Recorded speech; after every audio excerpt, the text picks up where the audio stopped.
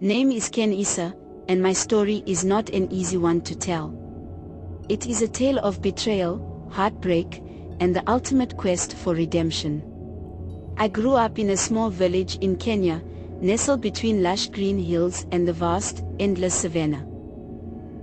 Life was simple, and we thrived on the strength of our community bonds. From a young age, I learned the value of family. My mother, a gentle soul with a heart full of love, passed away when I was just a child. Her loss left a void that my father tried his best to fill.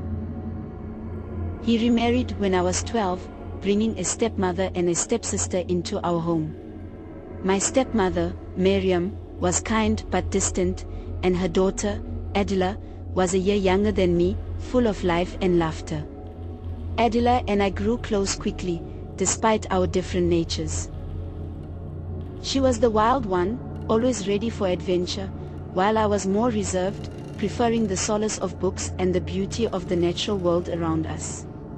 We were like night and day, but our bond was strong. We shared secrets, dreams, and hopes for the future. Little did I know that this bond would shatter my world. When I turned 20, I met a man who changed my life forever. His name was Juma. Tall, with an easy smile and eyes that seemed to hold the wisdom of the ages, he was everything I had ever dreamed of. We met at the local market, and from that moment on, we were inseparable. Our love blossomed quickly, and soon we were married in a ceremony that brought together our entire village. Juma was my rock, my confidant, and my best friend. Together, we built a life filled with love and laughter. We talked about our future, our dreams of having children, and growing old together. I felt blessed beyond measure, and I often thank the ancestors for bringing him into my life. But life has a way of throwing unexpected challenges at us, and mine came in the form of my stepsister, Adela. She had always been a free spirit, but as we grew older, her wildness took on a darker edge. She would disappear for days on end, returning with stories of parties and adventures in the city. I worried about her, but she brushed off my concerns, saying she was just having fun. Then, one fateful night, everything changed. Juma and I had returned from a visit to my father's home, and I found Adela waiting for us at our doorstep. She looked pale and nervous, her usual spark gone. I invited her in, concerned for her well-being.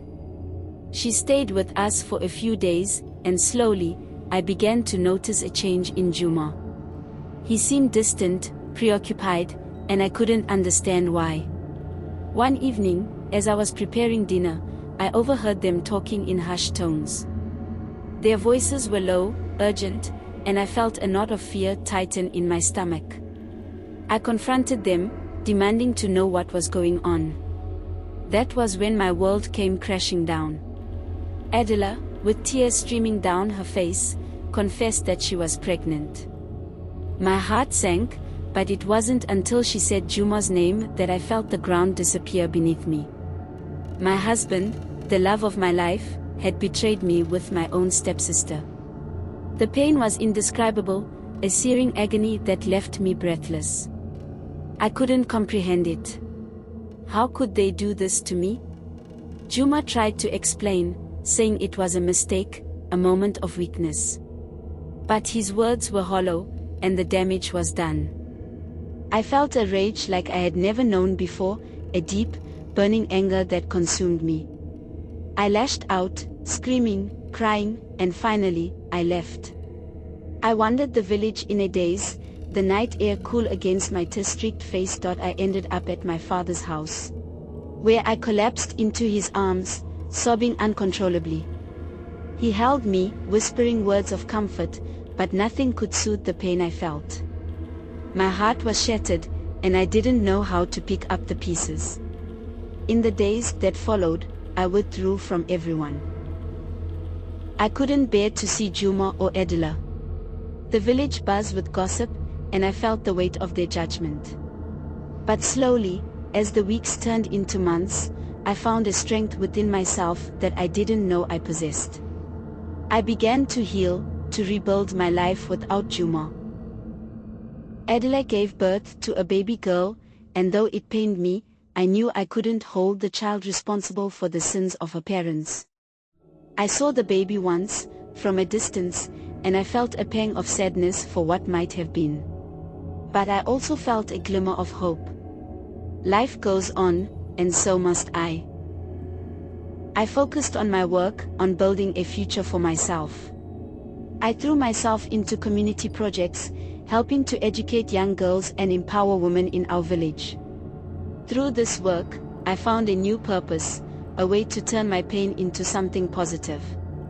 I became a voice for those who felt voiceless. A beacon of hope for those who had lost their way. Years passed, and though the scars remained, they became a part of who I was. I learned to forgive, not for Juma or Adela, but for myself. Holding on to the anger and resentment only kept me chained to the past. By letting go, I found freedom.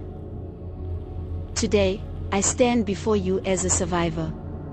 My name is Kenisa, and though my life was shattered by betrayal, I rose from the ashes stronger and wiser. I found my path, my voice, and my strength. And for that, I am grateful.